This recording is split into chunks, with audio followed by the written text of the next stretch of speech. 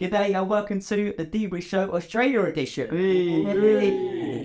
Joining us today in the McLaren shirt, he's the happiest guy disabled today, it's Jonny First. No references. Can't be that happy.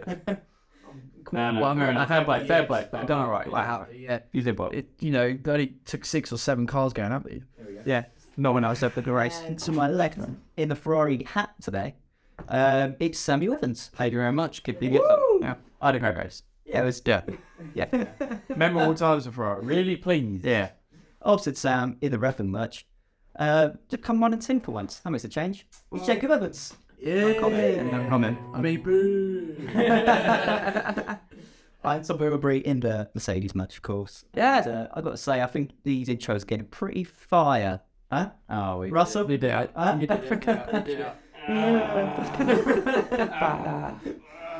Anyway, before we move on, Stinker. we have a...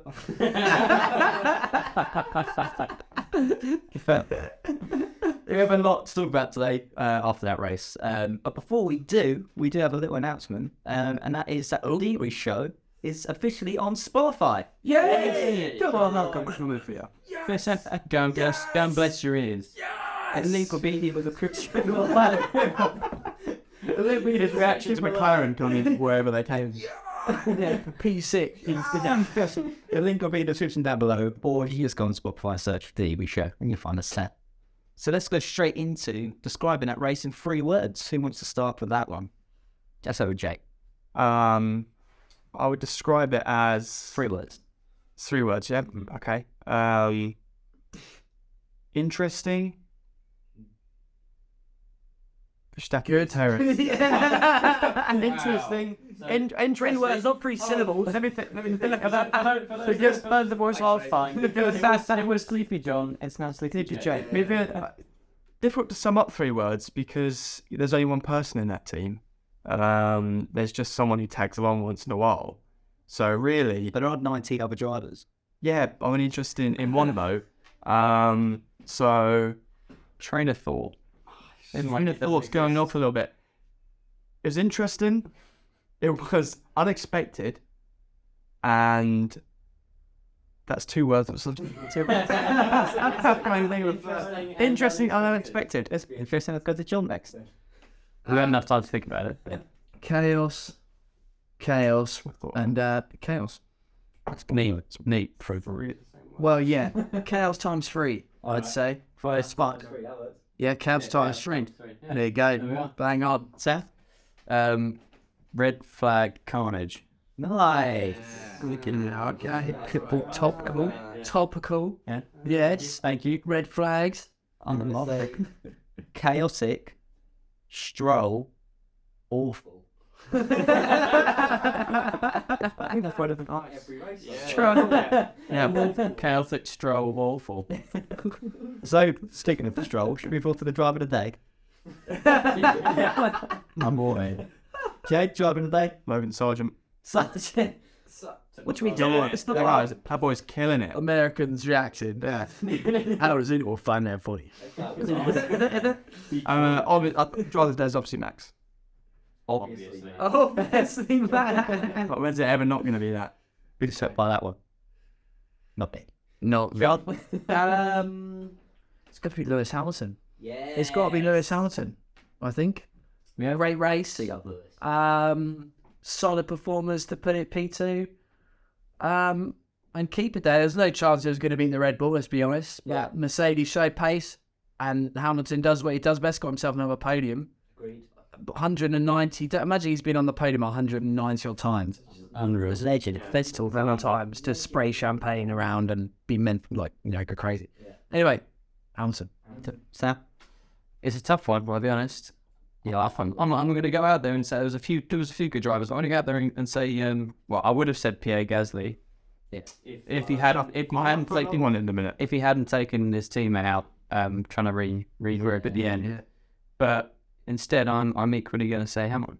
I'm going to throw a nice little odd one out there, just thinking about it. Perez. Albon. What, for crashing on lap 7? before that, Seven laps up to that. 7 laps up to that, he was doing pretty well. And sorry, it can't be your driver of the day. What are you talking about? Did you actually mean Albon? He was doing quite well. I mean, he qualified quite well. Yeah, qualifying driver. Really well. Sorry, tell me, we were already joking. I was going to say, Tommy, what's your drawing? I was going to say Gasly as well. It's obviously right at the end. Helen. Yeah, I think we're both Hamilton. Although I had Norris as well. Yeah, Norris did get a good race. Yeah. He would be like holding up Perez for a little bit. Yeah, for a lap. He was driving a brick. Yeah. So yeah. Actually, I retract that. I retract all of mine. Norris. Hang on, checked it with third driver of the day. I was going to say Hamilton, I think. I mean, out there as like a bit of a Shut that. Yeah, I'm going to go for Debrief. as a bit of like a honorable mention, though, I think Sainz also had he did make some great. Good job. He did a lot of great overtakes. He crashed and nearly fucked the whole thing up. No. Alonso just moved into him. Yeah. Correct. We'll get into it. So, Rice, we're going to be on some of the highlights of the race. If you did miss it, just a quick overview. Red lights, crashes, and some very surprising finishes at some points. So let's get straight into it. With lap number 1, when Russell overtook Verstappen on turn 1, making the race leader. Very interesting. Yeah, I'm quite impressed actually. I've got a theory. I'm pretty impressed that they managed to get in and beat their person. I've got a theory on this. I heard on the radio Verstappen asking what it was that they'd done, and that some of the commentators were asking, what Mercedes doing differently at the start. Yeah, and I went. Well, not even Mercedes, but generally the standing starts. Max done, because there were many of them in that race.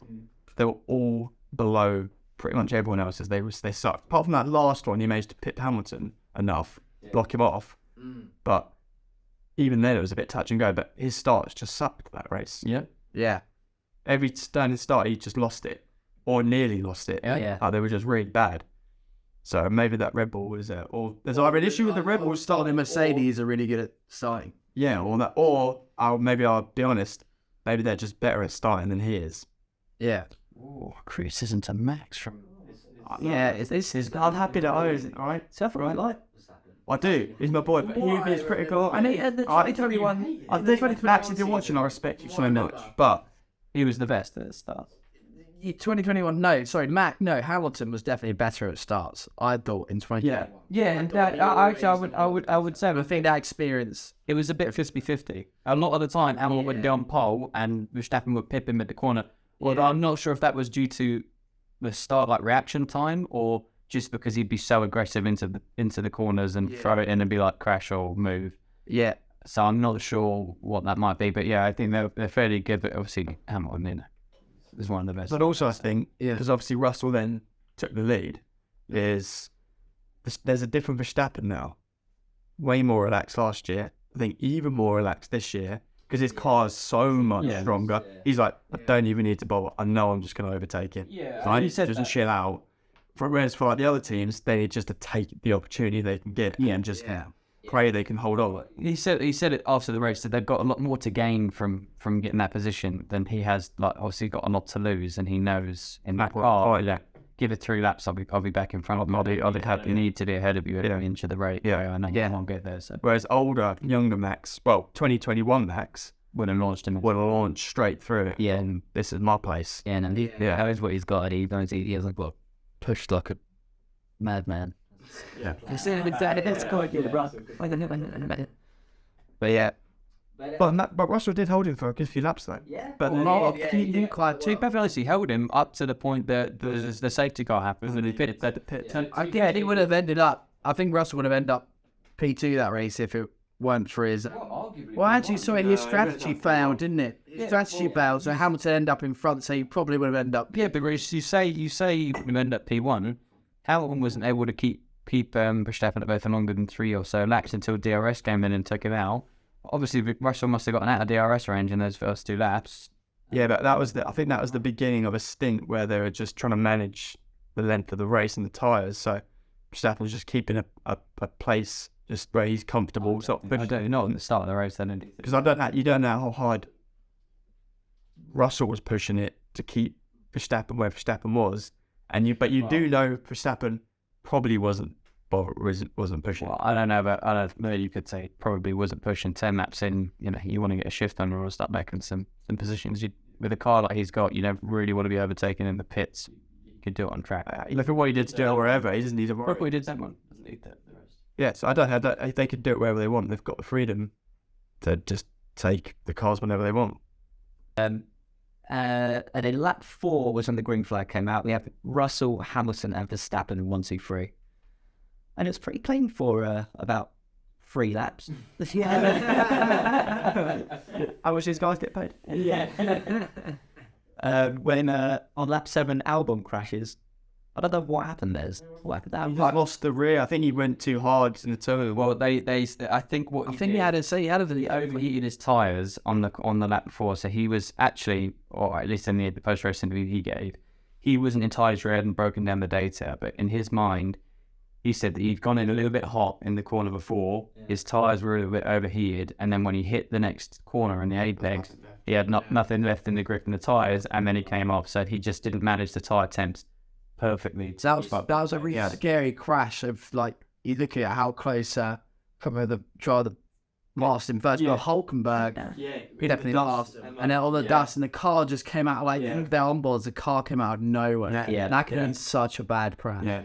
You know, they're flying it there like 100 miles an hour through that corner. And it's literally going to smash into Albon. It shows how tight they are on the margins as well, that you overheat your tyres slightly, and you hit. So, you're in the gravel. And Billy's got to push that car. It's probably on that limit. The management of these guys is crazy. So obviously that crash was in another safety car. So the second safety car in 7 laps. And then Russell and Sainz both pitted. So wait, how do we have 2 safety cars? We had the one before. Wasn't it a virtual safety car? Yeah, so the Leclerc was the Stroll variants, and then had a safety car. That had a safety car. Yeah, that got cleared. That's right. And then it was wrong. With you, yeah. And then obviously we covered and We have watched this race. Yeah. I missed the first 7 laps. Sorry. I'll redo that bit, by the way. Okay. So then, obviously, because of that crash, another safety car came out. So Russell and Sainz both decided to pit and put on hards. And this got a little bit tasty, because then the order was Hamilton, Verstappen, Alonso, Stroll, and Gasly. A lap later, a red flag comes out, which is obviously messing up Russell and Sainz's strategy. And pretty much Russell's whole race, really, well... You're out of breath. It's one of those bugs that you're having that beer bubble and the air bubble in the back of you. The right bit, that's pretty tricky. We are not talking about it. All worry, never say shuffling his neck around. We'll let us have done this drink. Yes. Oh, you're a rebel. That get out of a monster. Yes. Anyway, it's just going. Yeah, the red flag on lap 8. So Russell and Sainz, both their strategies were instantly messed up.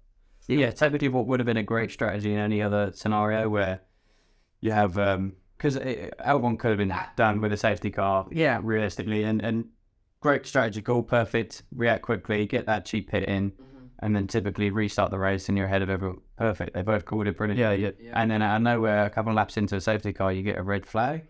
There was a lot of calls like that throughout the race. I don't. It didn't need a red flag. No, it didn't need a red flag. But I think it should be like bang, red flag. Yeah, there was a red flag. It should be like yellow flag, obviously, on where the crash has happened, and then it should be like red flag. And then it should be like through the story. It was like, right, look at the crash. It takes a few seconds. Yellow flags, right? Okay, is this a safety car or is this red flag? Yes, you know. I wouldn't even mind if they made the wrong call, but they made it immediately. What they get instead is when you reset safety car for a few laps and you give the teams the opportunity to go, right, there is an opportunity right now to get a cheap pit and to change our strategy plan. Yeah, you end up inevitably ruining the team's strategy by making a bad call, sending out a safety car, bringing it back in, then doing a break. It's a situation. And there's not an evolving situation. There's gravel on the track and you can see where Albon is. There's nothing new growing out of it. So make a call out to this. Gravel on the track. Yeah, just give the sweep it away. That's what they've done before. They've literally done it for years. They've literally done it for years. If they've got a safety car going around, all the cars are backed up to the safety car. Yeah, they could be the other side of the track. Why can't they just get a few marshals out there? Get it going. Why do you need a red flag? I'm pretty sure a few of the drivers even said, "Why is it a red flag? You have to go through gravel." And it also meant I got the obligatory text to say, FYL, been maxed out again. Here we go. So then obviously, everyone got a free pit stop pretty much because of the red flag. And then, was it 10, 15 minutes later, the second light's out. Hamilton stayed in first, keeping Max going him again. Yeah. Which is good. Russell started 7th, I want to say. Yeah, 6 or 7. And then, he passed Hulkenberg and Stroll, getting him up to 5th. I think after the third corner. Yeah, and then you stuck new signs in again. Yeah, they were stuck behind signs. So then, not too much happened after that. On lap 12, Verstappen overtook Hamilton with his DRS. Once again showed the power of that DRS on the Red Bull, that wing open. Which you didn't see, it's because of the thing is ridiculous. Something like the wing, when it opens up, so there's less air drag against that. Hey, for those that didn't watch the last pod, so that's how it works. All right, I'm going to do my own podcast where I talk about the science of it all, but on these calm it down. Keep it a bit simple. But he knows nothing. But for those listening, do not take any of it. Take it with a pinch of massive salt. That's a jug of salt. A pint of salt. So and then obviously Verstappen was just bait for the rest of the race. He was just on his own. Easy peasy. Didn't have I say that. Lost it a little bit. Yeah, he did lose it a little bit. We'll get to that. And then Russell was still making his way out the grids. He passed Gasly to come 4th, and everyone was looking good. Everyone was looking very good for Mercedes. And then the lap 18 comes round, and Russell's car just burst into flames, which is good. Which I believe was the power unit. Yeah, the power unit. Yeah. I know. Now he went Super Saiyan. Which actually wanted to turn his car into a jet. Yeah, trying to catch up. He was like, I've got an idea on how to get Max. Guys, why did we think of this before? Yes, he was. And they put Robbie Jill in there. Yeah. I mean, it looked pretty cool. Which is very rare. It's super rare for Mercedes power units to actually break down. Yeah. And the entirety of their time being an engine supplier, it's very rare that they're a ridiculously reliable engine. Yeah, it's like all Mercedes in general. It's German. It's real. It just goes to show us how everything seems to be going wrong for everyone's cars at the minute. Yeah, there seems to be a lot of but I think that's the teething issue with the new era of cars. You got to remember. So we're only a second year into the new era of cars, So they're still testing new things and still really, wanting to. And trying to maximise the pace, so they're probably experimenting little things with everyone in this deal if they wanted to be a bit safer, maybe. Yeah. So the sort of thing. So with Russell's car satellite, that was obviously that was a virtual safety car. They decided for that. Yeah, because he was right by the pit. Yeah, it was a bit of traced it back. Yeah. Although I will say, he was backing off before. Oh no, actually I do know the answer already as they're talking about it, because he was backing off before the straight, but then he couldn't get into the pits because he was letting other cars through. Yes. So he couldn't come across. Yeah, that's it. Yeah, he couldn't come across. Yeah, as I asked that, I can't think of it. Yeah. He couldn't. Yeah, he made the right choice. I think he did the best he could in that situation, I think. Yeah, Russell, yeah. So getting on to Verstappen again. Also, we just said after that, he was away. There were a few times he locked up. At one time, he locked up so bad, he actually went onto the grass. Yeah. You said it's from a flat spot in his tyres. Well, I think it was because he was locking up, but he didn't want a flat spot his tyres. That's the kind of advice. It was easier rather than slam the brakes, some flat spot and then have a tyre issue.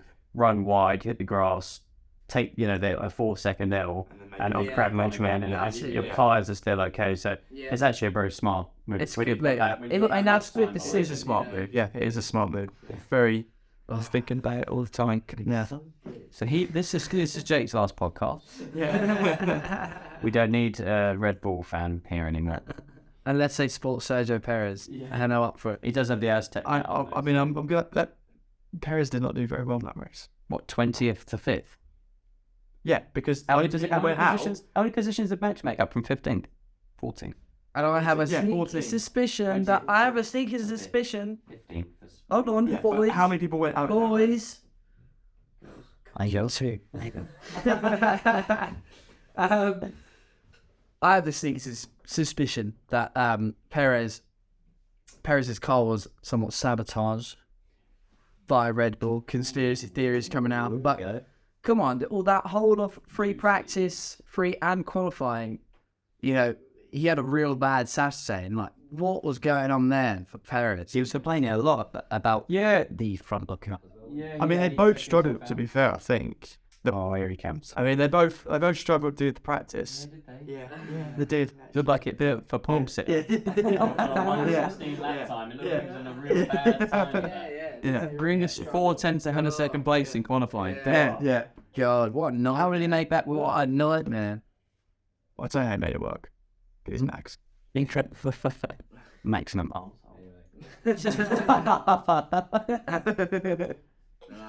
If you wait 2 weeks to set that on this podcast, Anyway, I love Max a little bit anyway. Thank God. It was pretty clean for about for a while anyway. For quite a few laps. yeah, it was almost getting a bit boring. It's right at the end where K-Mag sort of decided to retire. Didn't really have a choice, did he? He hit the boom so hard he could right side it fell off. just testing the tyres. And he said he didn't feel it as well. I read a thing where he said he didn't even feel that he'd hit the wall. Really? Like, it must have been just so clean a hit, I guess. Yeah. That I feel like Crofty, he felt that he hit the wall. I think Crofty, the commentators, or it might have been Juffing Jensen Butlers on Sky that time anyway. Said it may be because the sun's going down at that point as well. The sun on the horizon, they haven't got the visors. He may have well misjudged it. Yeah, it was better. I thought it did. I didn't listen to the post-race interviews or anything and see what he said and how he crashed, but it just seemed like he he's come from that corner a little bit too hard and it's just a silly mistake, and he clipped the tyre, so he's a little bit wide, and he's clipped the tyre and bang, the tyre's gone flying, you know. Man, the post that made him just clean up. Like, just rip the fire off and everything else about it. Well, the next nice bit of controversy, which I'm sure Tommy's getting to now, will be the flag judgments against it. The initial safety car followed by, again, red flag with 1 lap to go. So there was a lot of debris on the track. Yeah, there was. And even the drivers on that occasion had known that there was some debris. Yeah. And it was it lap. I said lap 55, wasn't it? Yeah, 55, and I think it was at 57 or 56 where they stayed in, and then 57 the lap coming into the pit for the red flag. Yeah. Made it the 57th lap. Yeah. Which is, I mean, again, It's because they wanted to get. to be fair, what I will say actually though is I complained last year, so you can't really win. I complained last year that they would, I think it was Imola or something like that, where Ricciardo crashed out. There was a safety car, and they finished the race in a safety car. And I think there was a whole team principle thing going on about wanting to finish on a red flag. Yeah. And I do agree, semi-wise, that if you do have a yellow flag incident right towards the end, it's a far more exciting thing to just red flag it, sort the issue, and let the last few laps go. It's slightly unfair for those that have built out a fantastic gap and have done a great job managing the whole race to then be in a situation where they can be pipped to the post, I suppose. Yeah. And it is exactly what caused the issues that kind of came after. But I do like the idea that, you know what, they make a conscious effort to try and finish in a green flag scenario where we finish with racing. Because it's nothing more unsatisfying than watching just an hour and a half. No, it is exciting. That sort of lies. Yeah. It is exciting. And that's the whole point, is they're meant to race. Yeah. Yeah. And for the, casual viewer of F1, it's much more exciting. I mean, whereas us... Aficionados. Exactly. We'd be like, well, that's kind of... We'd be like, that's kind of strange, but, it's still exciting at the same time. But for the average casual viewer that is just switched it on at 6 a.m. in the morning here in the UK, the casual, Well, the casual viewer, just the casual Australian viewers. on 6 a.m. sports channel. Yeah, look at that. There's a race going. Anyway, the casual Australian viewer, maybe, or Japanese, or that sort of time zone, Time region. Yeah, it makes it more exciting for them, and that's And to be fair, I think But it shouldn't be just like, every crash. Red flag, that no, another reason. What I don't understand The is principle that There should be an actual reason for the red flag. I do think that if you'll come into the last, 5-10 laps of the race, then they do seriously consider red flagging for the sake of it, because I think it does make for a really exciting race. It's also fun to see them restart again, just for position, and it's also the low fuel. There's nothing really left to lose. sprint race, basically. So it is, basically becomes a sprint race of quickest of the quick. Let's try and be good. The issue is, and as we kind of get onto, what happened next was just a series of bad decisions by just about every driver left on the grid. But that's part and parcel of it. They don't. And even Norris came out and said, to be fair, that he said it seemed obvious to him.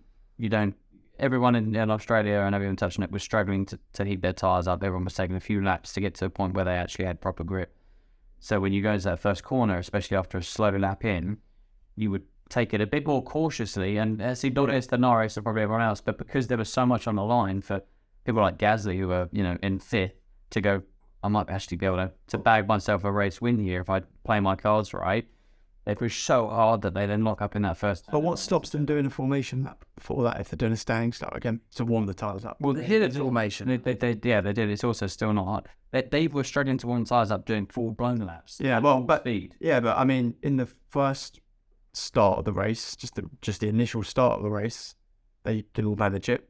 Yeah, but they also there's a bit more weight. It's like warming the whole race. They're then to compensate for that. They're the best drivers in the world. There's a whole race ahead of them still. In this scenario, this is the last lap. You could win it here. Well, I still think they should just start it like normal. Yeah, obviously, yeah. So then let's move on to that last lap anyway, or the 57th lap. So it's the third lights out of the whole race, which is ridiculous. I think you said it's the most. I think it's the most red flag here. Formula One race. No, does it? I think so. Yeah. No, we've had that much before. Definitely. Technically 4, because at the end of the race, Hulkenberg broke down on track after. No. We had.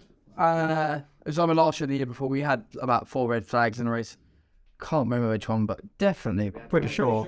Well, like maybe standing starts. I mean, rolling starts after a red flag. No, I think red flag. Just red flag. And I think there's been that many red flags. Really? Yeah. Okay. All right. Hey, we've got Jonny. Carry up. Yeah, we're getting some of the fact checks. We'll look at what happened after that start anyway. So turn 1, the sergeant took out the race, and they were both in the gravel on the first turn. They basically pushed him into the gravel at full speed. And he didn't bother stopping. I'm going to play the game. Exactly, someone with me. And then he would all get a bit messy. Sainz ends up tagging Alonso, spinning him out. Yeah.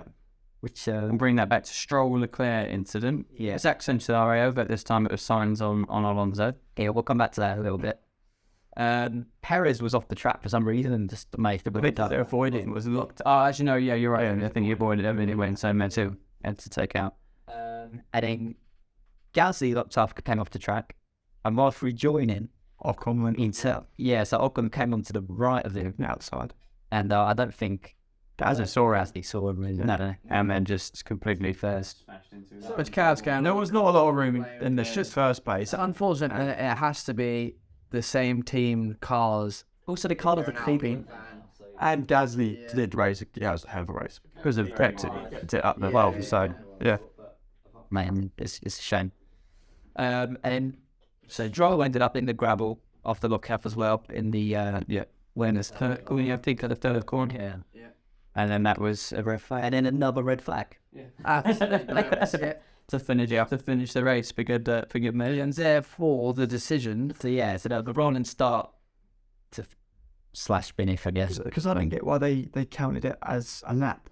I know what you mean. Because when they changed in, it was lap 58. So it's red flag. So that lap's not a completed No, lap. but it's a formation lap. A formation lap. Under the flag, they still cross the finish line as lap 58 in the same way they did with all the other. That's been a rule book for years. Yeah, and so that's sad. And then when they started, the controversial bit is when they were deciding to start those 2 options.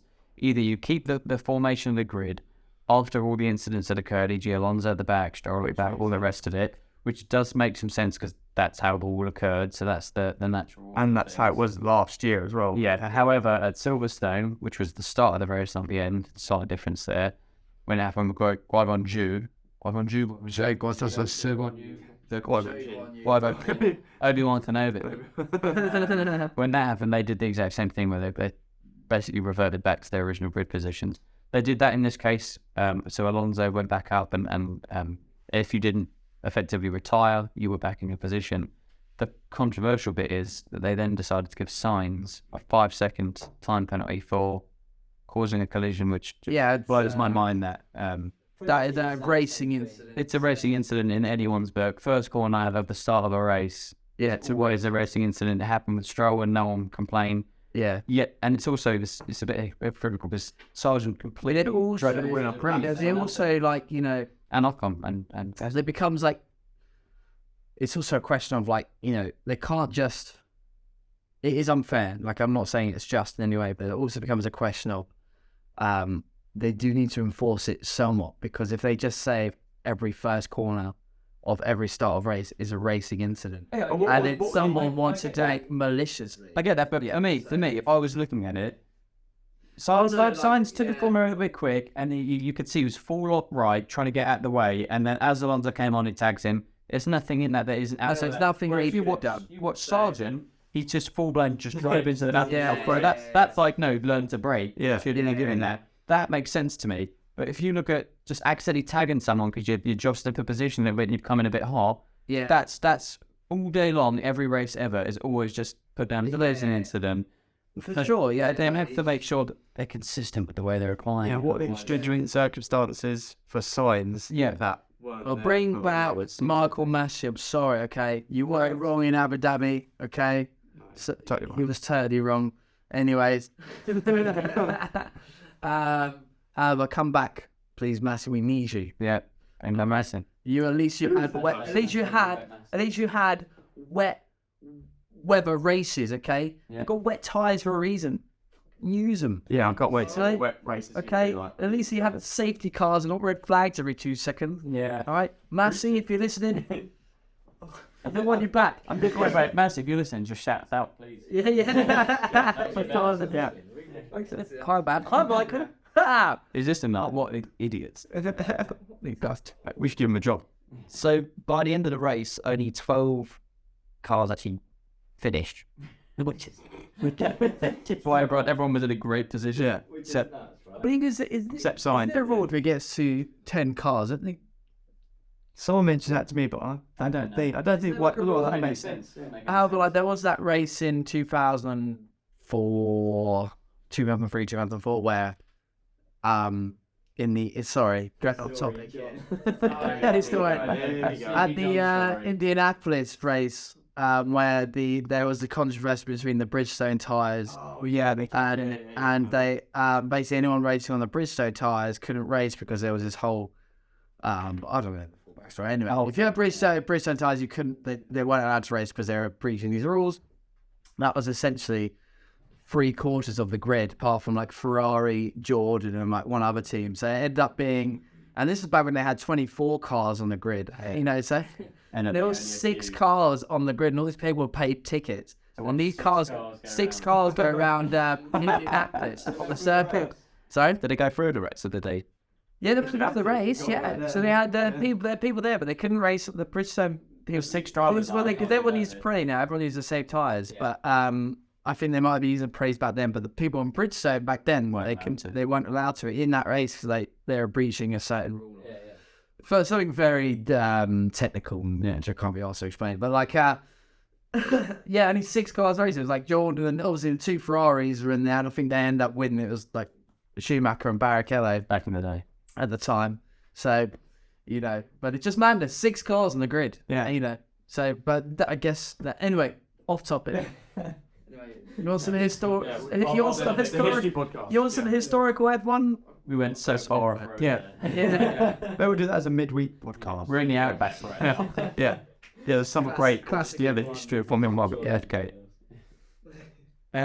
so you can learn a lot.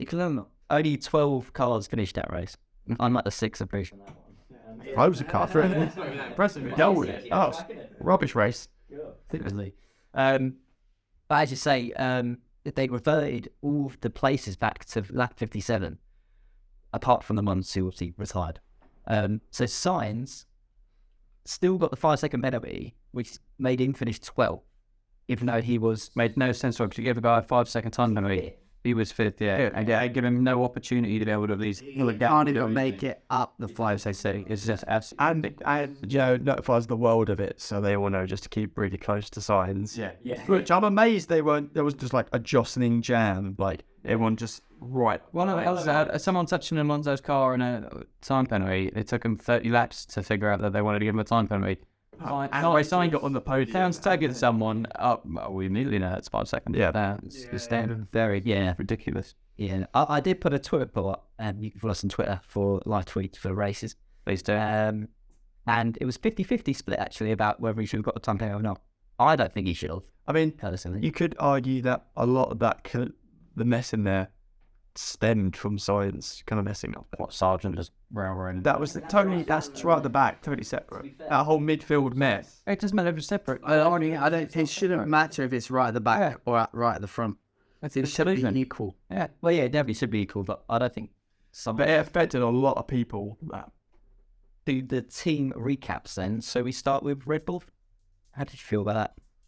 As always. Consistent, just steady. There's not really much to say. They got first, and Perez done the right job getting up the field. We had no dramas.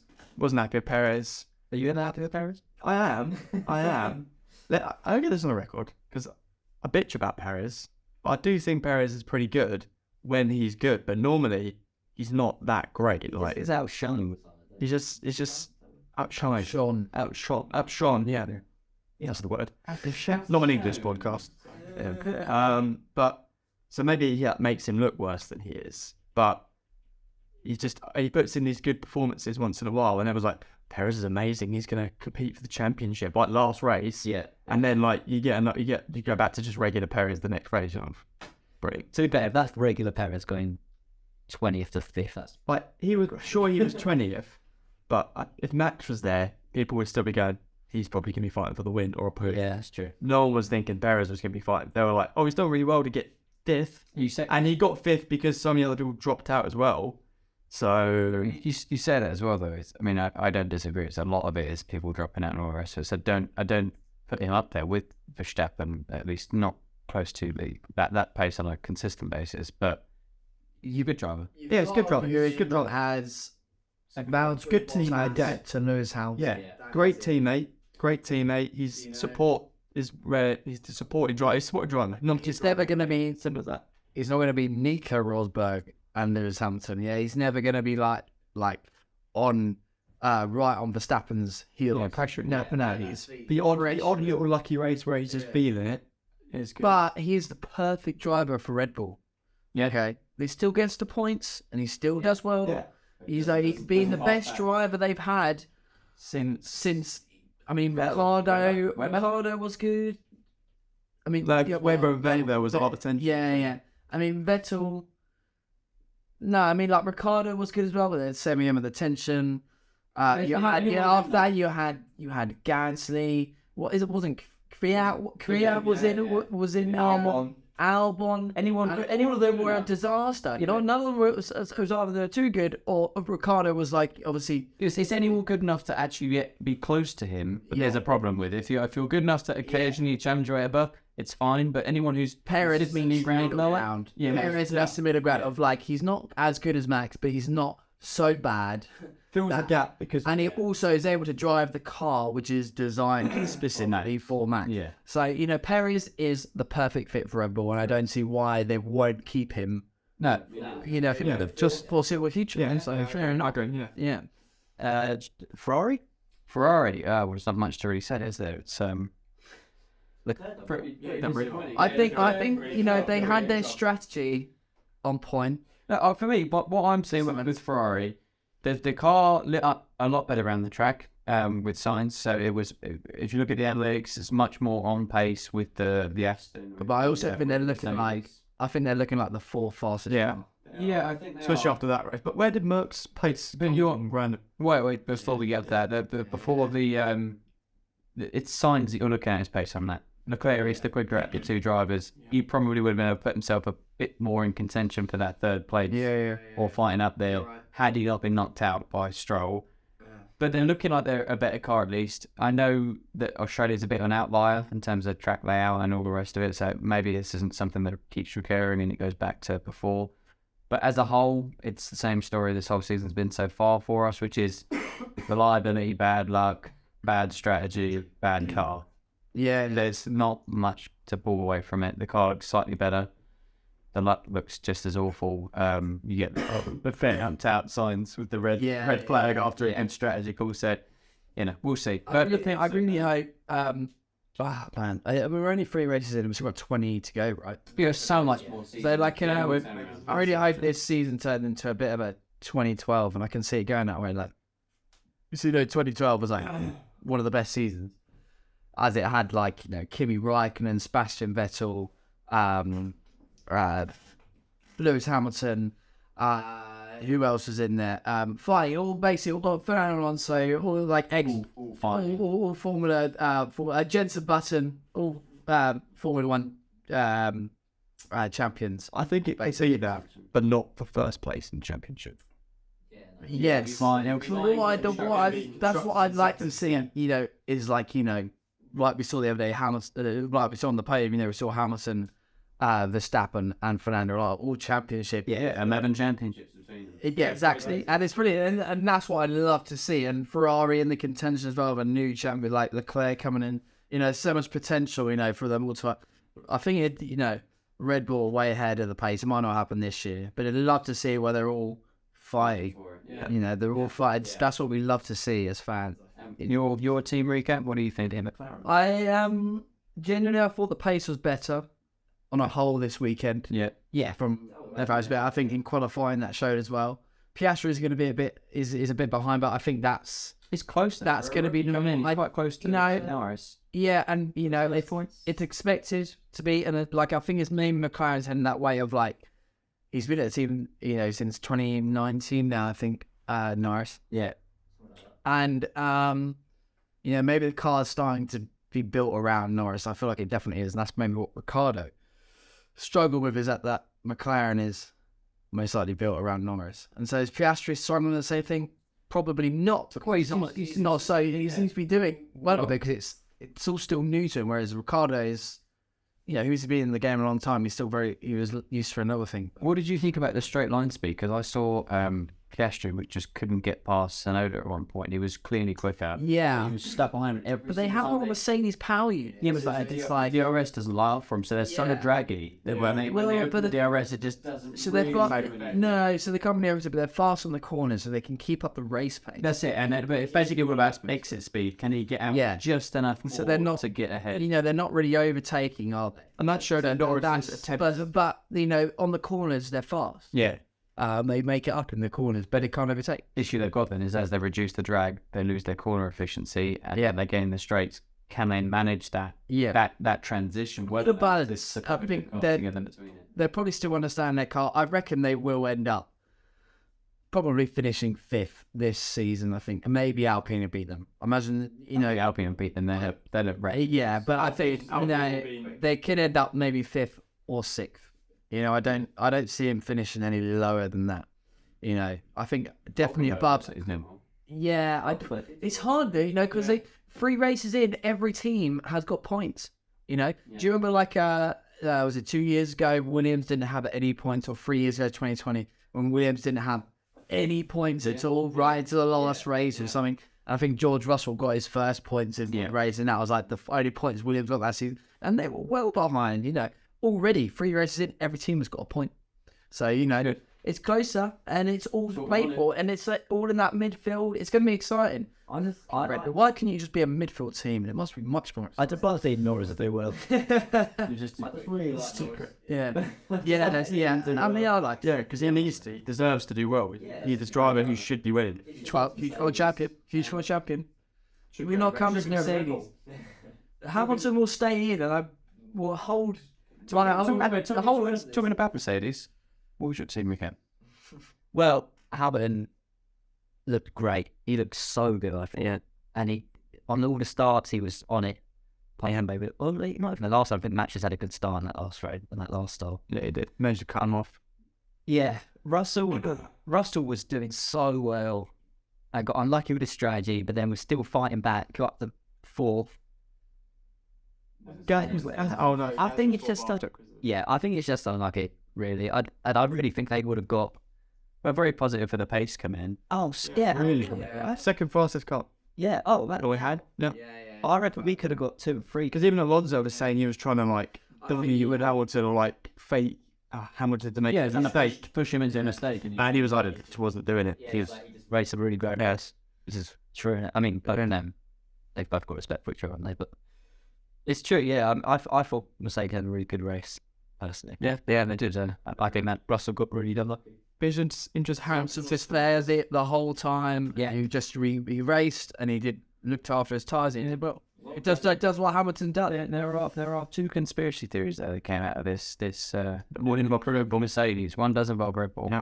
Now, first one, obviously, how Mercedes have similarly creeped up them, having arguably an absolutely atrocious car, to now being second fastest and managing to Well, not absolutely trash. I mean, it was third or fourth. yeah, Yeah.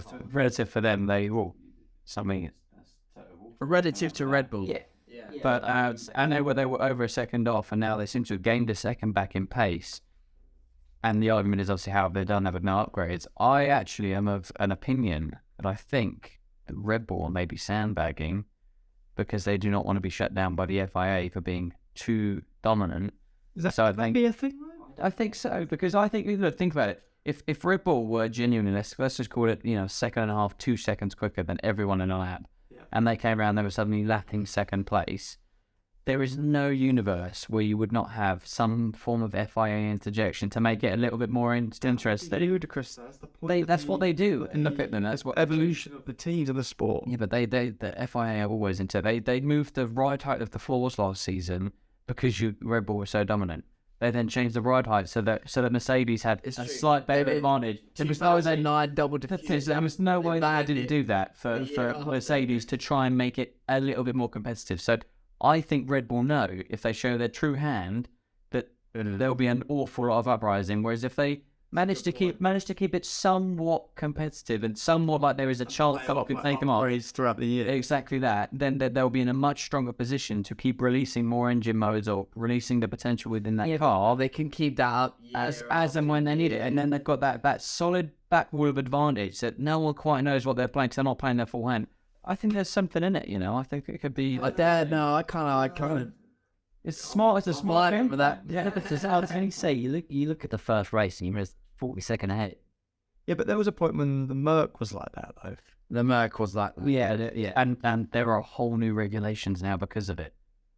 Yeah, but they were coming up crazy, like the DAS and stuff like that. Yeah, but there's so new generation of regulation change was to stop the Mercedes dominance so that they could actually create a fun racing environment again. That whole DAS thing is like, that genius invention, but what do? They ban it. Yeah, they ban. That's what I mean. They ban all the like really good inventions. Yeah. It's always to keep it. Come up with something that actually makes you ridiculously dominant.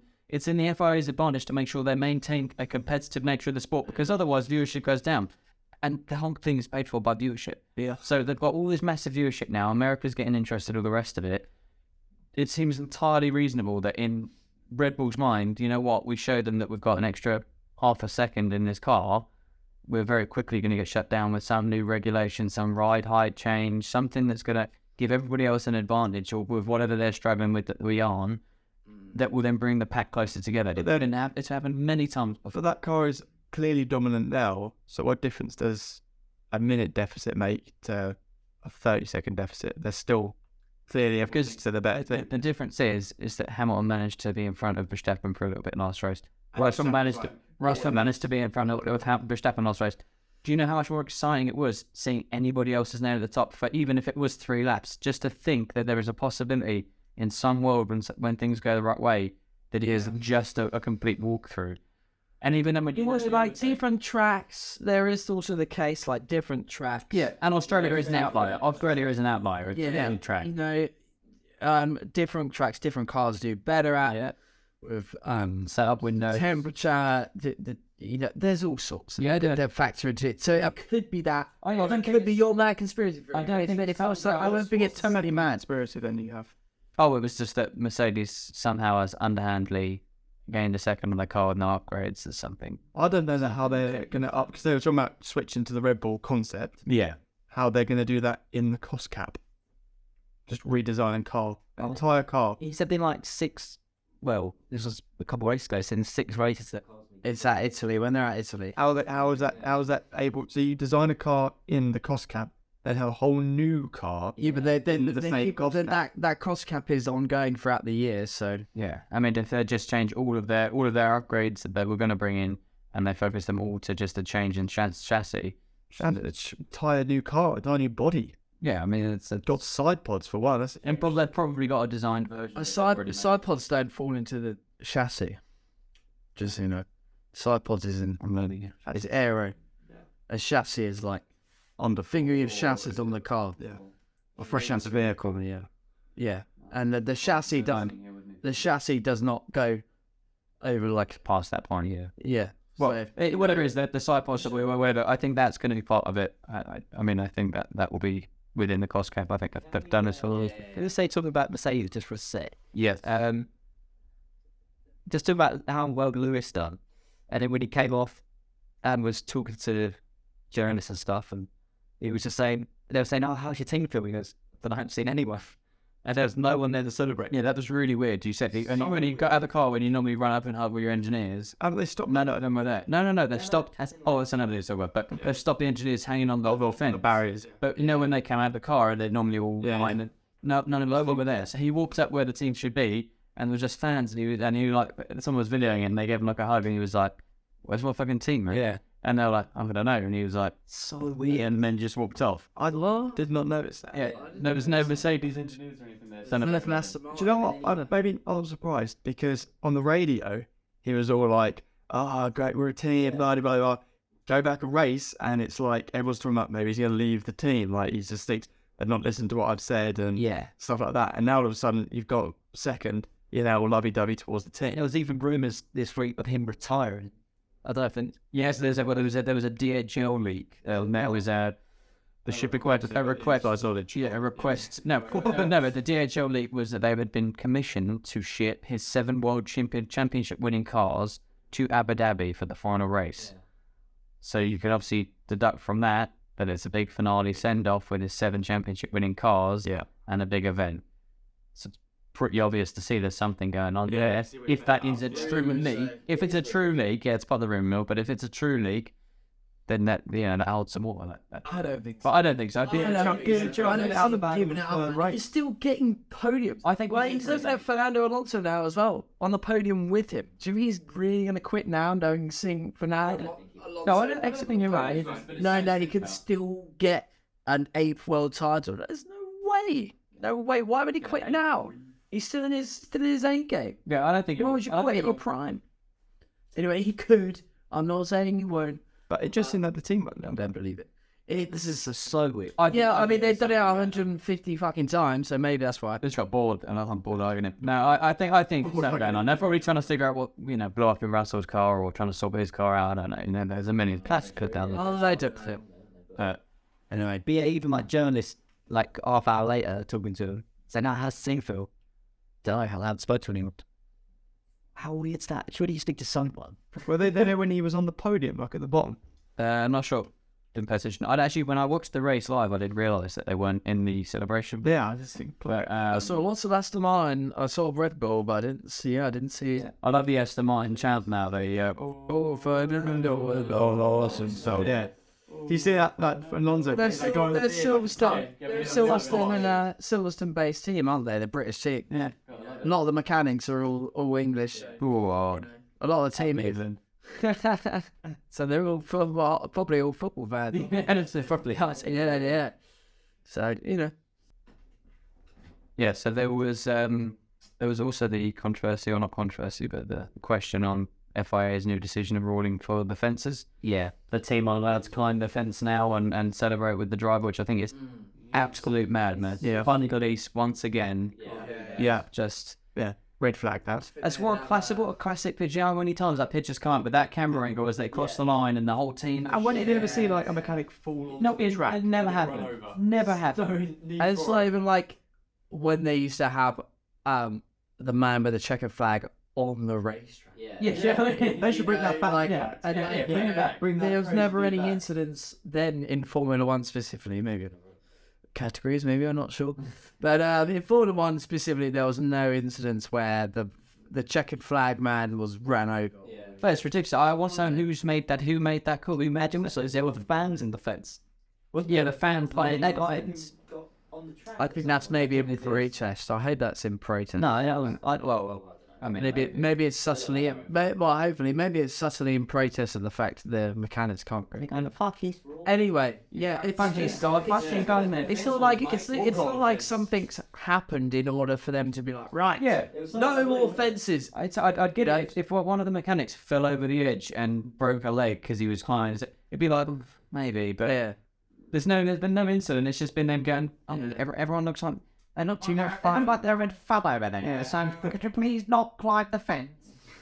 No, it's just like might hack a little bit. It's part of the sport. There'll be nothing left of F1 soon. They'll put so many rules in. Can't guys do any actual Formula One now. You just turn up and a Netflix crew films it. Drivers walking around the track. It's just a reality show now. It's not actually a racing, thing to watch. A sport. Yeah, it's a nightmare. But I think they've done something else as well. They're in discussion at the minute because our next race, Azerbaijan in Baku, it's got a sprint race. A sprint race. Oh yeah, However, Intense one. there is a discussion going on at the minute between the team principals and the FIA about the structure of the sprint race weekend clause. Obviously, it's the change. You think, where's this? Is it about the press? No, it's about qualifying. So what's being proposed at the minute, I think Stefano Domenicali, yeah, the head of F1. head of F1, is the decision he's making at the minute that's been put forward, I think, by the principals, is that they're going to do a qualifying on the Friday and a sprint race. We're just playing qualifying and sprint race on Friday. I think so, or Thursday, Friday. I'll get to the main bit of it, and whoever can correct me on dates can correct me. But qualifying, then sprint race, then another qualifying, then the real race. So the sprint race basically just becomes a tiny race with no relevance on the actual race itself, just for the excitement race. It makes it completely redundant. And the point of taking the risk is just Make it completely. you're just going to qualify anyway. It does also adds little points up for grabs this season, but it does.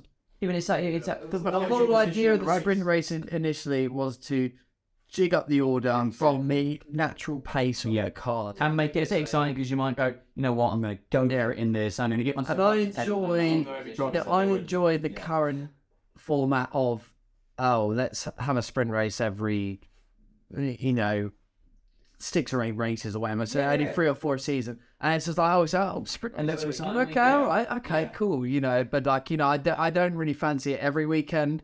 I think the cars should win on merit for the majority of the season. I agree. And 3-4 races, I'm on a sprint race. Yeah. Just to excite things and make it a bit more. Definitely doesn't need 2 qualifying, mate.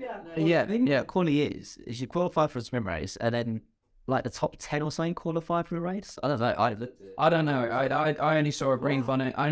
But yeah, I think that's ridiculous. And then they've also got another. Why are the team principals voting for that? That's more wear on the car, more risk because you're doing another qualifying. Less risk because they can tell the drivers to take it a bit easier and just wait for the race. True, it's Pointless. sports around on the track. I'm not going to break my car because It's still dark. I don't get it. I like it. Like whatever. Stefano, if you're listening, I'm not having this. type that shit in. Well, we can jump on your back a little bit more, Stefano, because you also came out and said that you don't really want free practices, and I think Jensen Button and everyone else was coming out and saying that as well. Yeah. Why are we getting rid of free practice? Yeah, that's the point is to find to the car on that track. Definitely still. I love it. Yeah. Just saying, I'm going to create everyone else. Maybe they're just trying to shake it up a bit too much. Just shake it up a little bit too much. Well, it's what it is. Shake it up. It's pandering to that American audience. One wanting that Netflix grill all the time rather than just being content with the fact that, you know what, they're the best engineering teams in the world all trying to put together the best car, who's trying to put together the best lap and set up as best they can, they need a little bit of practice time. It might not be the most exciting watching practice. I don't really enjoy practice that much either. Can't really tell what's going on. But they need it so they can set the car up really well. So there is some difference within your teams as to how well they do those things. If you don't have that, just cars randomly going out. That's just a pointless thing. Different setups. It's exactly Yeah. That's how you refine the skill of the car and the driver to get to a place where your race, is top. But interesting.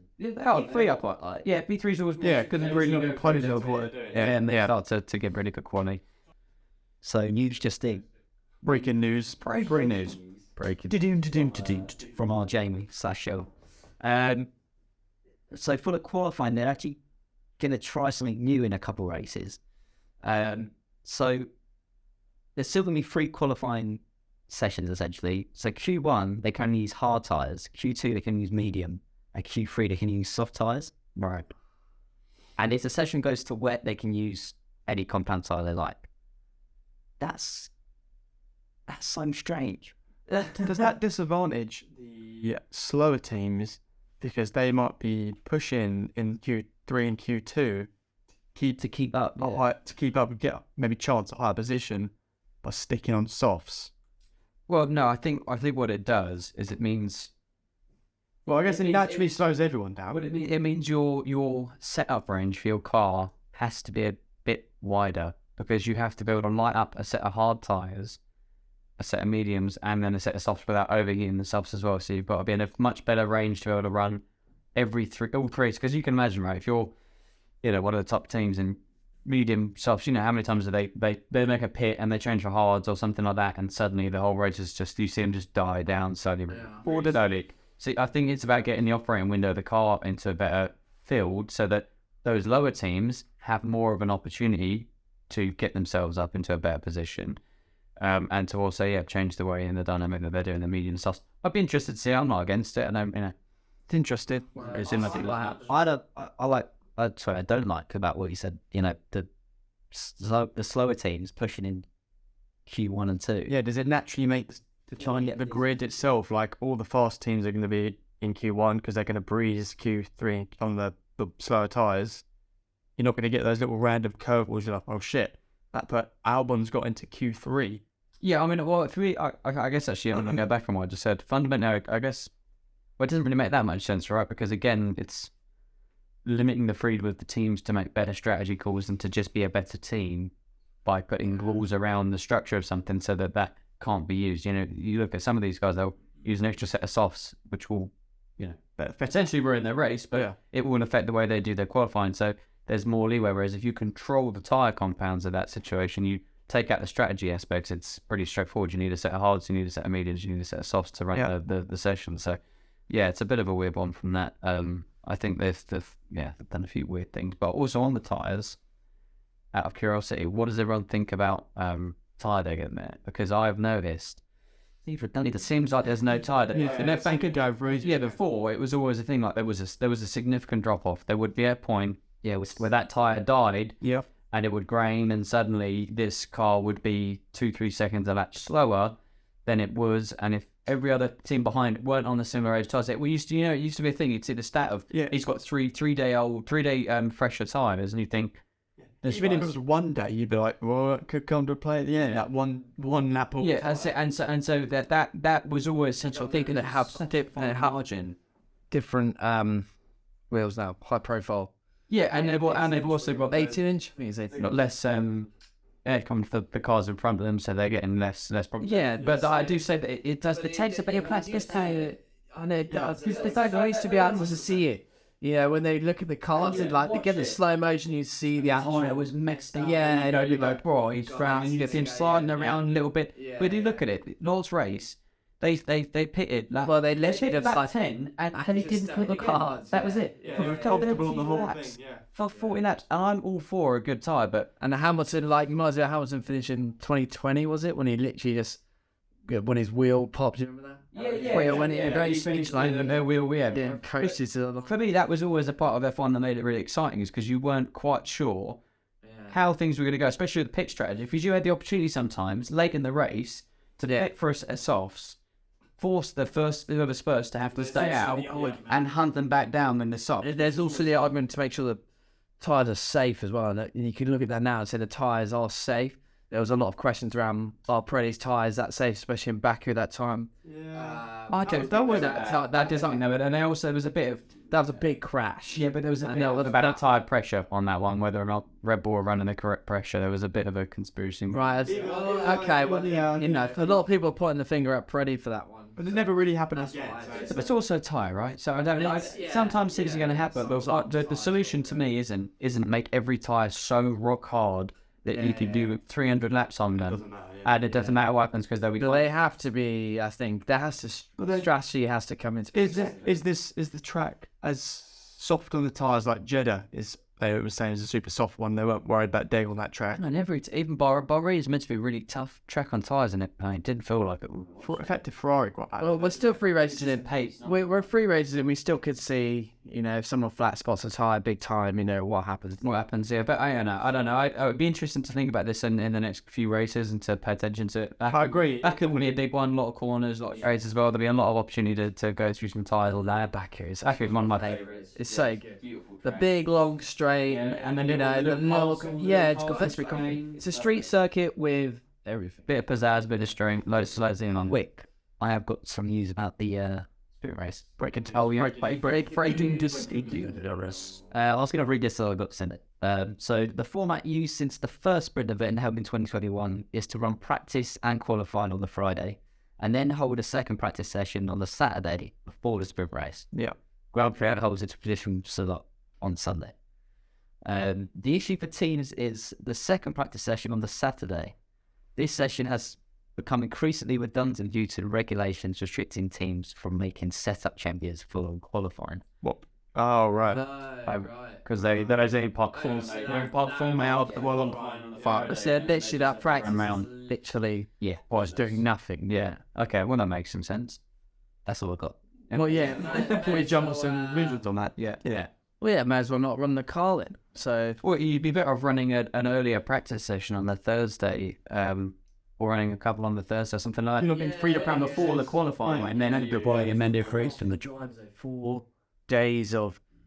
They come out the stuff and like they run laps for his testing. They are. I suppose if they can do it, maybe. But that's a lot.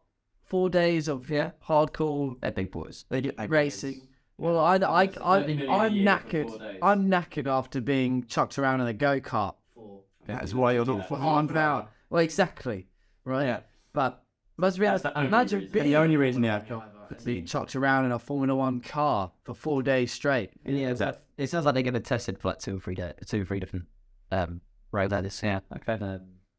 They need practicing. They need practice to set the car up and to get the best out of the car. I want to see the best. Yeah, true. Yeah. We're wrong. Yeah. So we'll look through our predictions from the last race, which I think are very close.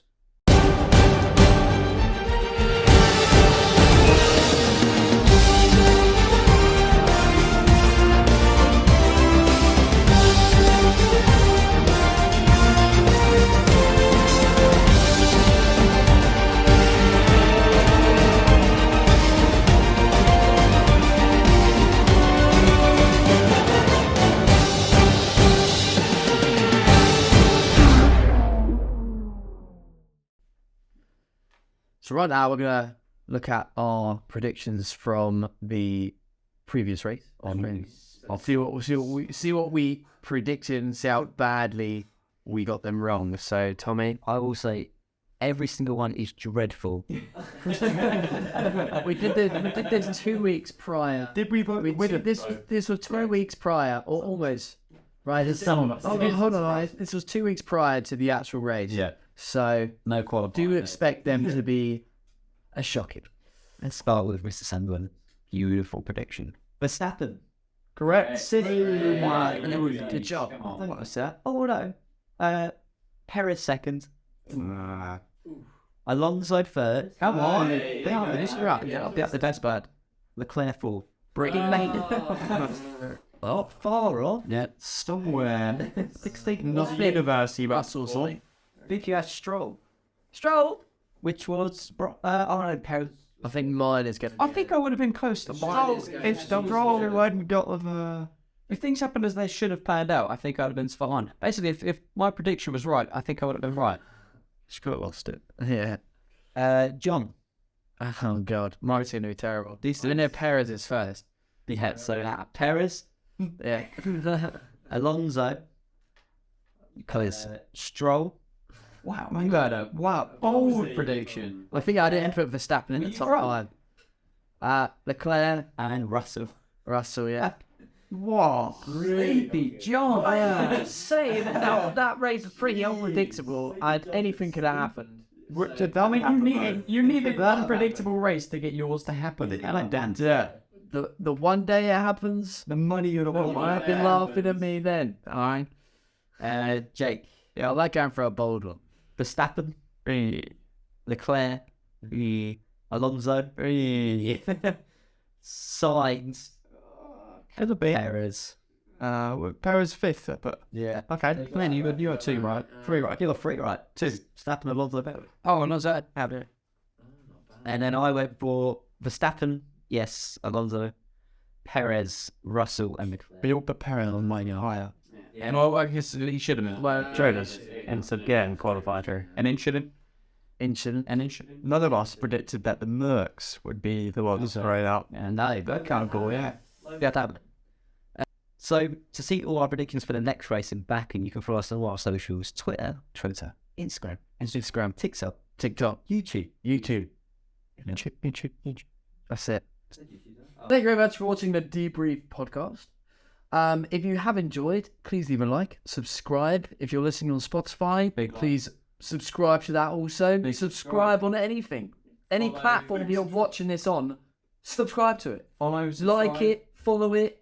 Share it. Do what it is. Share it. Share it. We said just do it. Spread the word. Thank you very much. We'll see you again in 3 weeks' time. Yeah. Almost. Is it 3 weeks? I think it's 23 or 4 weeks. Right, and a few cool week. bit of a gaps. Don't mind this. Yeah. Baku, exciting race. Comment. Leave a comment. And if you want to see Piece of this. Comment. if you love, Don't go away. if you love, Keep that to yourself. I'm sensitive. Don't comment if you hate it. Jake Paul will kill you. Anyway, goodbye from all of us. Yeah. Goodbye. Have a great evening, afternoon, morning, and goodbye. Take it easy. See you later. Good night. Bye bye.